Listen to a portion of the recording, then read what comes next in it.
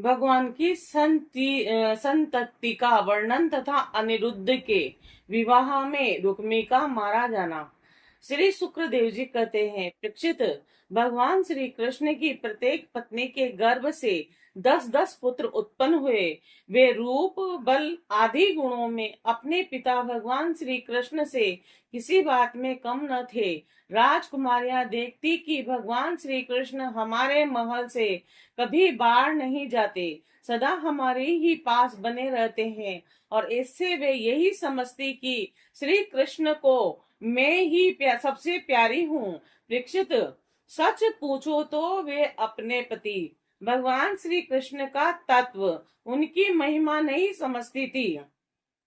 वे सुंदरियां अपने आत्मानंद में एक रस स्थित भगवान श्री कृष्ण के कमल कली के समान सुंदर मुख, विशाल बाहु और करण स्पर्शी नेत्र, प्रेम भरी मुस्कान और रसमय चितवन और मधुर वाणी से स्वयं ही मोहित रहती थी। वे अपने श्रृंगार संबंधी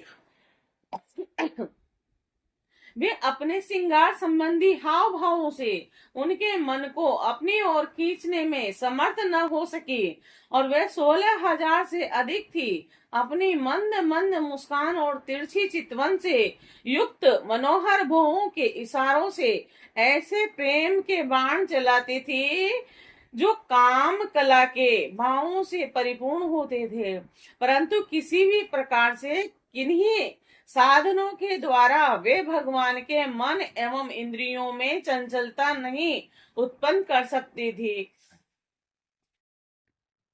परीक्षित, ब्रह्मा आदि बड़े बड़े देवता भी भगवान के वास्तविक स्वरूप को या उनकी प्राप्ति के मार्ग को नहीं जानते।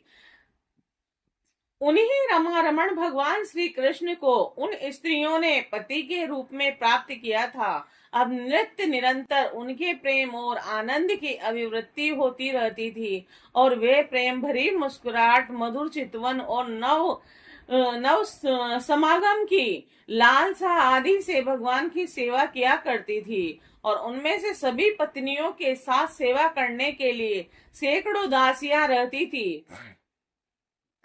फिर भी जब उनके महल में भगवान पधारते, तब वे स्वयं आगे आकर आदर पूर्वक उन्हें लिया लाती और श्रेष्ठ आसन पर बिठाती, उत्तम सामग्रियों से उनकी पूजा करती, चरण कमल पखाड़ती और पान लगाकर खिलाती, पांव दबाकर थकावट दूर करती, पंखा जलती, इत्र फुलेल चंदन आदि लगाती, फूलों के हार पहनाती, क्रेज संवारती और सुलाती, स्नान कराती तथा अनेक प्रकार के भोजन बना कराकर अपने हाथों भगवान की सेवा करती।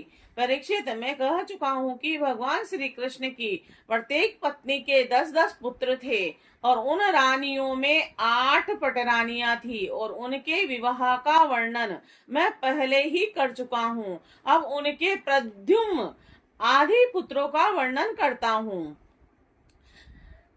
परीक्षित जी, रुक्मणी के गर्भ से 10 पुत्र हुए।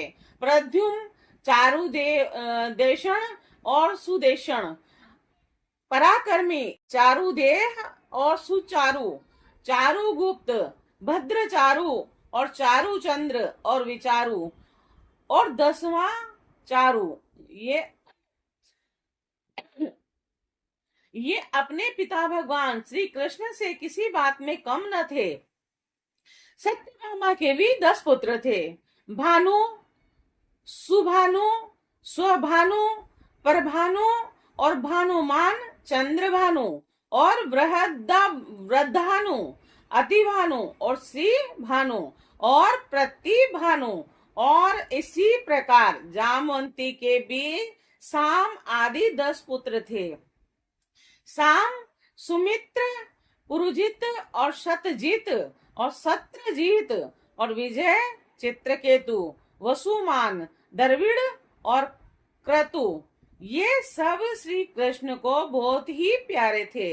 और नागरी जीती सत्या के भी 10 पुत्र हुए, और वह इस प्रकार थे: वीर, चंद्र, आश्वसेन और चित्रगु, वेगवान, विषु, वृक्ष और आम, शंकु, वसु और परम तेजस्वी कुंती।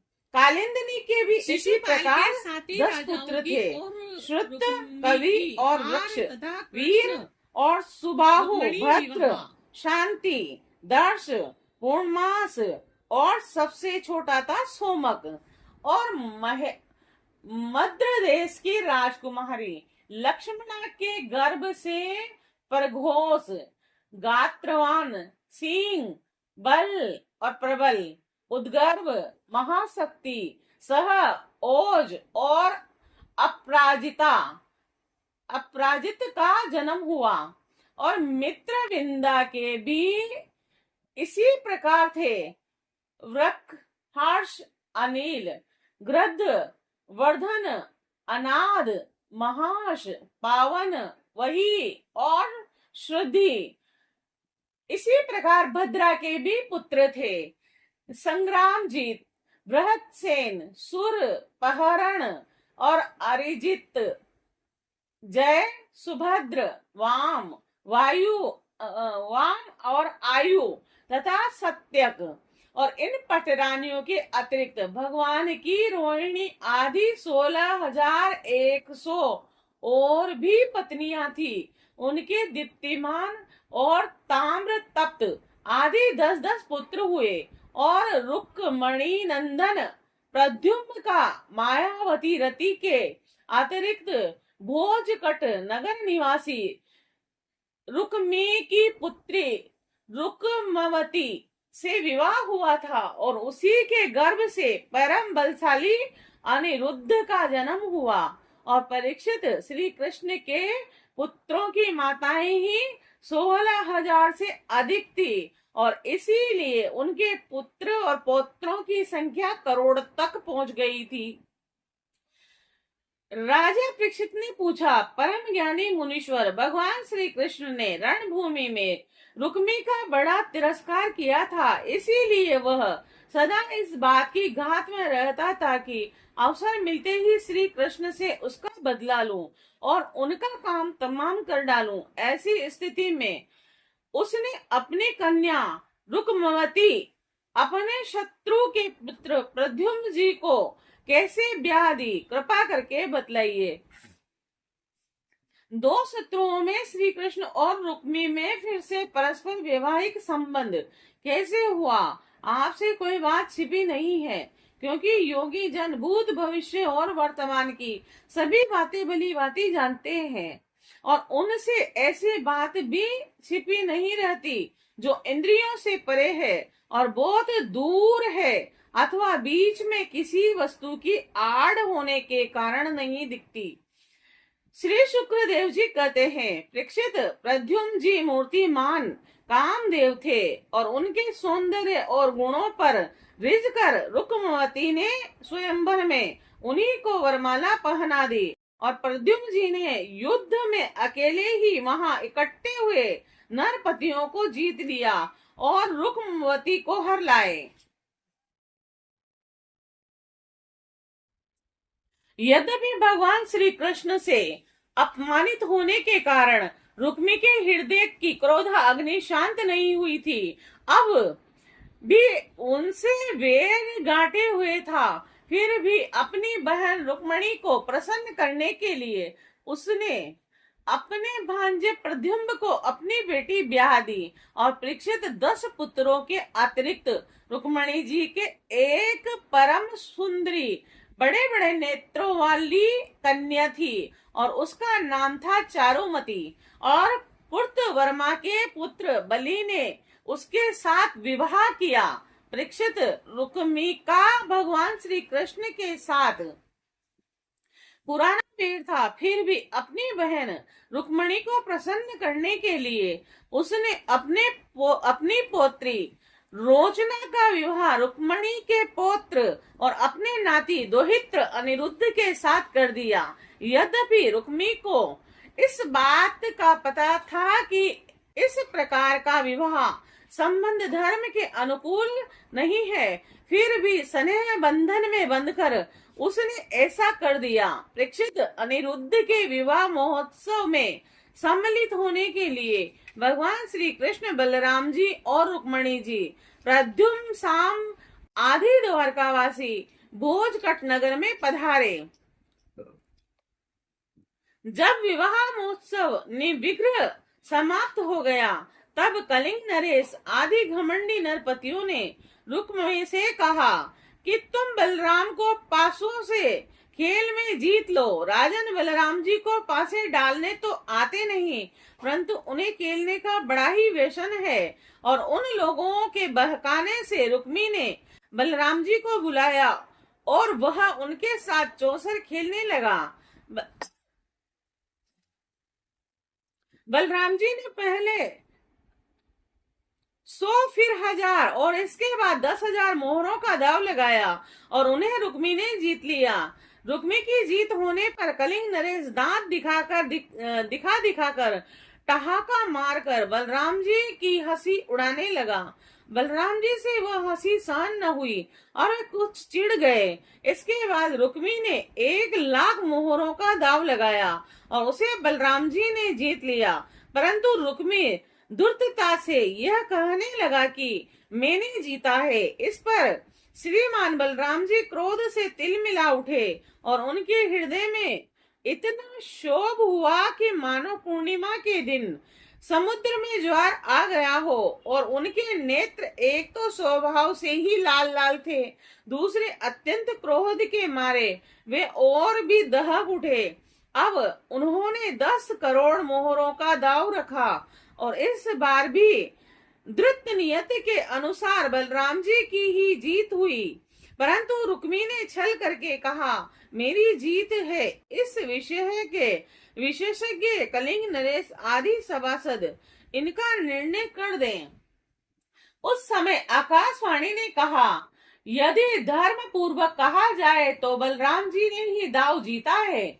रुक्मी का यह कहना सरासर झूठ है कि उसने जीता है। एक तो रुक्मी के सिर पर मौत सवार थी और दूसरे उसके साथी दुष्ट राजाओं ने भी उसे उभार रखा था और इससे उसने आकाशवाणी पर कोई ध्यान न दिया और बलराम जी की हंसी उड़ाते हुए कहा, बलराम जी, आखिर आप लोग वन वन भटकने वाले ग्वाले ही तो ठहरे। आप पासा खेलना क्या जाने। पासों और बाणों से तो केवल राजा लोग ही खेला करते हैं, आप जैसे नहीं। रुक्मी के इस प्रकार आक्षेप और राजाओं के उपहास करने पर बलराम जी क्रोध से आग बबूला हो उठे और उन्होंने एक मुदगर उठाया और उस मांगलिक सभा में ही रुक्मी को मार डाला। और पहले कलिंग नरेश दांत दिखाकर हंसता था, अब रंग में भंग देख कर वहां से भागा। परंतु बलराम जी ने 10 ही कदम पर उसे पकड़ लिया और क्रोध से उसके दांत तोड़ डाले। बलराम जी ने अपनी मुदगर की चोट से दूसरे राजाओं की भी बाह, जांग, सिर आदि तोड़ फोड़ डाले और वह खून से लथपथ और भयभीत होकर वहां से भागते बने। परीक्षित, भगवान श्री कृष्ण ने ये सोचकर कि बलराम जी का समर्थन करने से रुक्मिणी